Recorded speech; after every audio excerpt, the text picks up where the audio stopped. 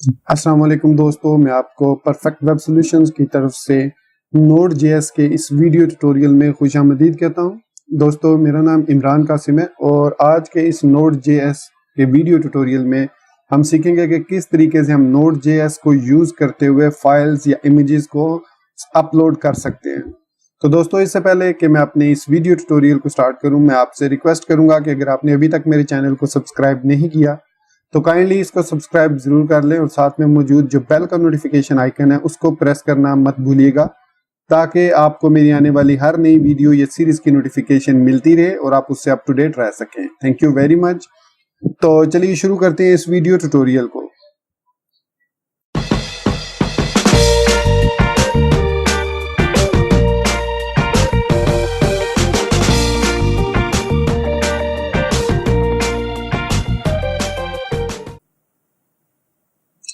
तो इस वक्त आपको मेरे कंप्यूटर की स्क्रीन पर एक गिटहब की रिपोजिटरी नजर आ रही होगी express.js/multer की।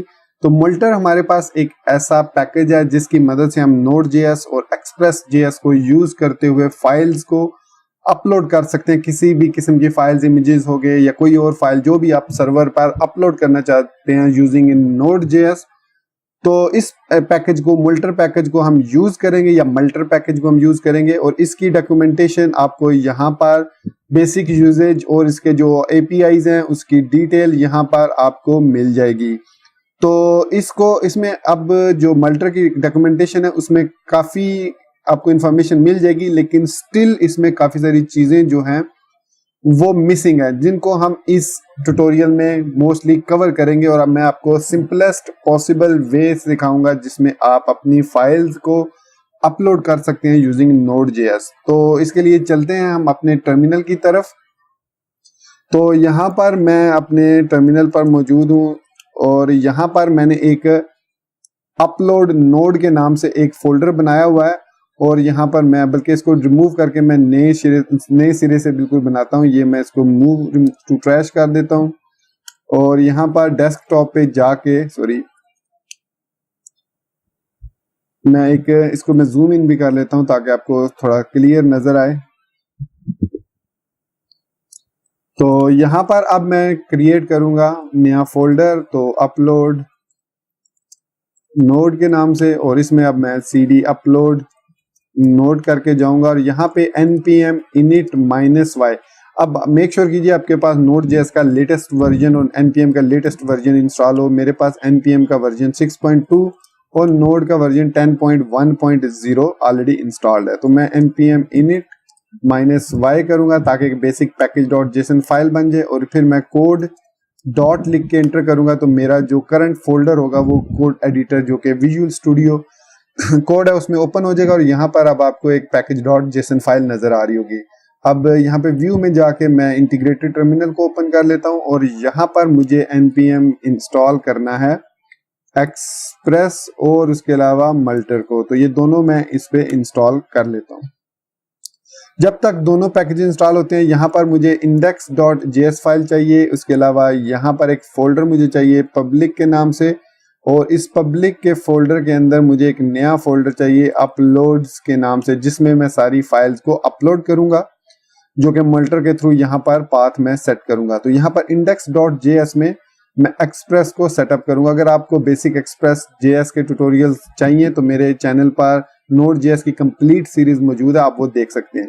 तो यहाँ पर सबसे पहले हमें जो वेरिएबल चाहिए इसके लिए वो है पाथ का एक वेरिएबल चाहिए और इसके लिए node.js के अंदर बिल्ट इन पैकेज है पाथ, वो चाहिए।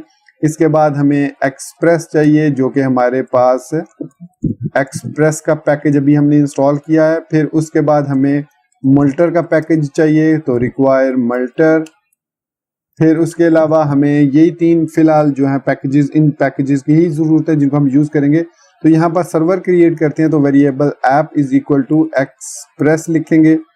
फिर हम यहाँ पर स्टैटिक पाथ सेट करेंगे फोल्डर्स का, तो यहाँ पर app.use लिखेंगे express.static और express.static में हम यहाँ पर सबसे पहले इसको डर नेम देंगे, डायरेक्टरी करंट डायरेक्टरी, फिर स्लैश पब्लिक का फोल्डर पाथ हम दे देंगे। तो ये हमारा जो पब्लिक फोल्डर होगा ये हमारा स्टैटिक पाथ बन जाएगा। हमें अब स्लैश के बाद लिखने की जरूरत नहीं है कि किस फाइल को हम एक्सेस करना चाह रहे हैं।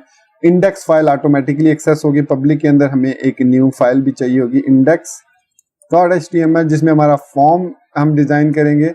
तो ये बेसिक एक फॉर्म है, अपलोड फॉर्म।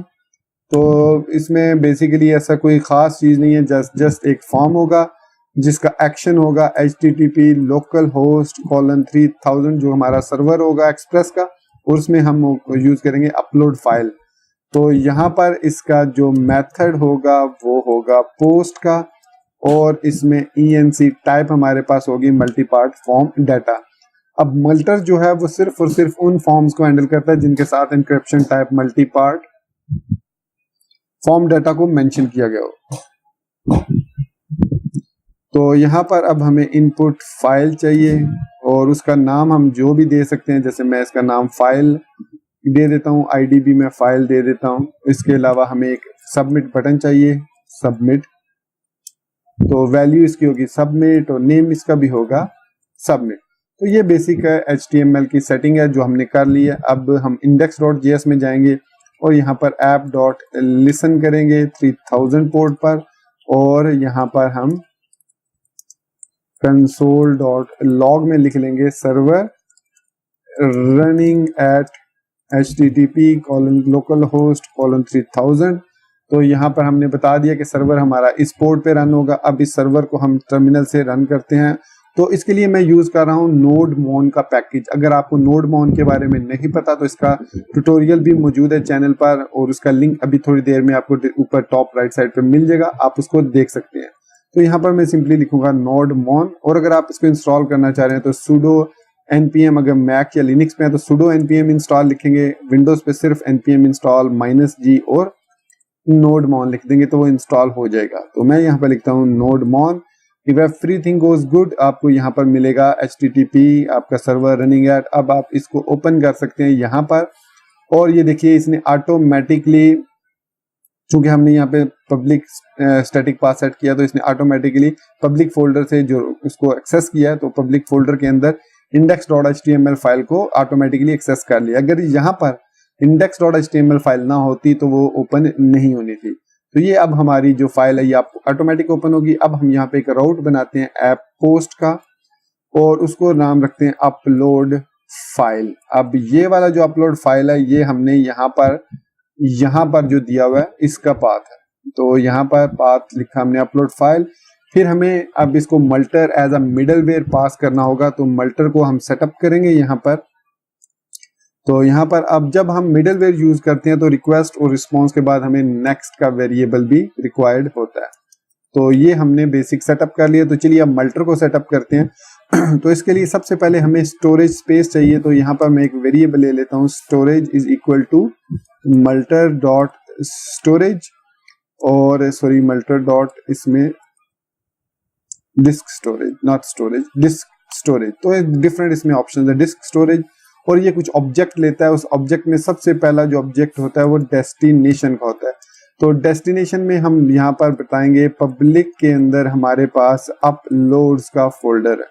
अगर ये फोल्डर नहीं होगा तो मल्टर ऑटोमेटिकली उसको क्रिएट कर देगा। तो नेक्स्ट जो है वो हमारे पास एक कॉल बैक मेथड है फाइल नेम, जो कि एक्सेप्ट करता है।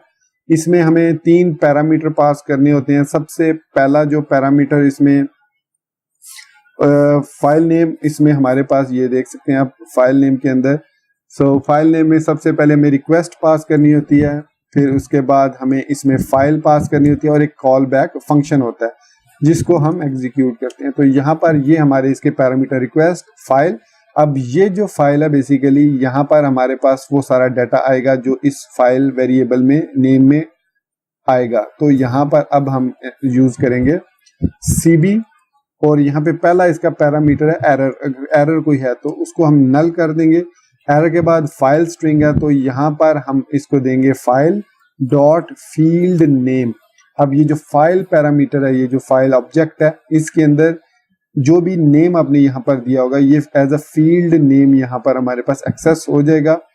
तो इसको अब हमने फाइल का नाम देना है, कंप्लीट फाइल का नाम। तो यहाँ पर मैं सिलेक्ट करूंगा फाइल नेम प्लस करूंगा डैश और डेट डॉट नाउ का मेथड का रखूंगा, ताकि अगर कोई दूसरा यूजर सेम फाइल नेम को अपलोड करे तो यहाँ पर कंफ्लिक्ट ना आ जाए। तो इसमें अब हमारे पास नेक्स्ट जो इसका पार्ट है, अब चूंकि मल्टर जो है वो ऑटोमेटिकली फाइल एक्सटेंशन ऐड नहीं करता, तो यहाँ पर हम पाथ वेरिएबल को यूज करेंगे जो कि हमें एक मेथड प्रोवाइड करता है ext नेम।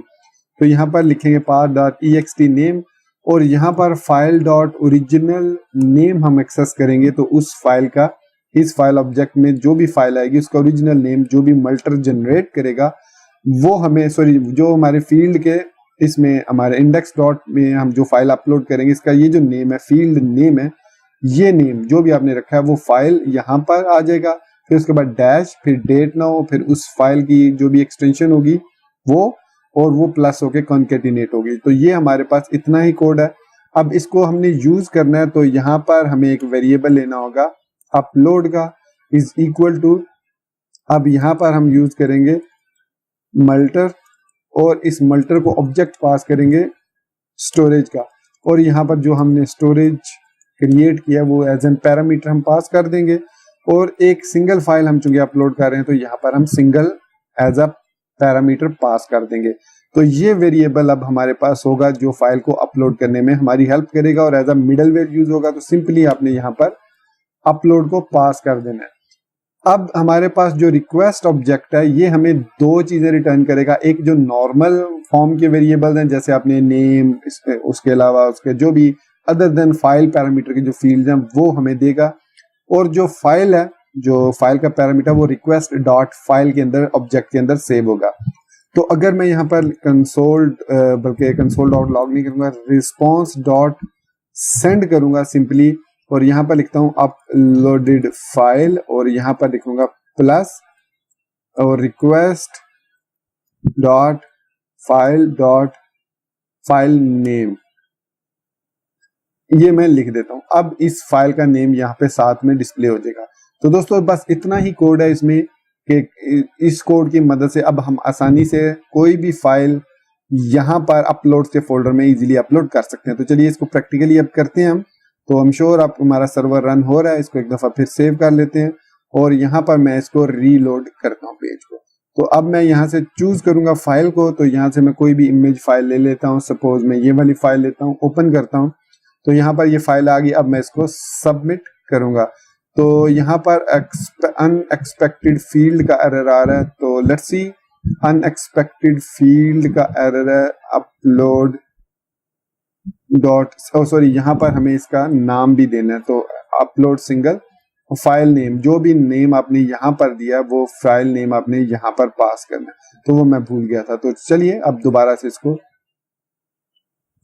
ओपन करते हैं, दोबारा से फाइल चूज करते हैं और इसको यहाँ पर सिलेक्ट करते हैं और सबमिट फाइल करेंगे। तो आपने देखा अपलोडेड फाइल। अब फाइल, ये वो फाइल है जो अपने फाइल नेम को, जो आपने इनपुट टाइप फाइल में नेम रखा है ये वो है, उसके बाद डैश है, फिर उसके बाद ये करंट टाइम स्ट्रिंग है और डॉट जेपीजी उसने पाथ डॉट एक्स नेम से उसको एक्सप्लोर किया। और यहाँ पर अब आप देख सकते हैं कि ये फाइल यहाँ पर हमारे पास अपलोड के फाइल में अपलोड हो चुकी है।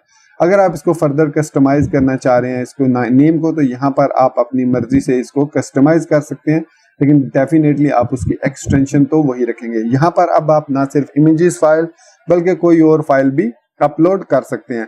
तो इसके अलावा आप यहाँ पर चेक लगा सकते हैं, अगर किसी भी किस्म का आप यहाँ पर चेक लगाना चाह रहे हैं कि अगर कोई फाइल नेम एक्सटेंशन आप फाइंड करते हैं पाथ किसके थ्रू, और अगर वो एक्सटेंशन वो नहीं है जो आपको रिक्वायर्ड एक्सटेंशन है, लाइक आप सिर्फ पीएनजी, जेपीजी या बीएमपी अलाउ कर रहे हैं, कोई बंदा पीडीएफ या कोई और फाइल अपलोड करता है, तो इस पाथ डॉट एक्स नेम की मदद से आप डिटेक्ट कर सकते हैं कि उस ओरिजिनल फाइल का नेम या उसकी एक्सटेंशन क्या है, और फिर आप उसको रिजेक्ट या अप्रूव कर सकते हैं।